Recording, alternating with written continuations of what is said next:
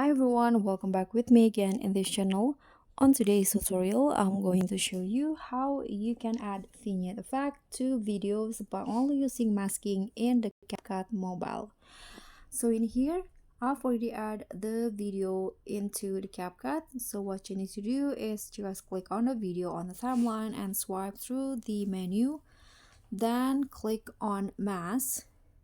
Okay, and in here, select the mirror option, and in here adjust the size and click on adjust, and here click on feather and add some feather effect like this, and it will automatically add some vignette effects to your videos. You can see around it there will be a black shadow like a vignette effect.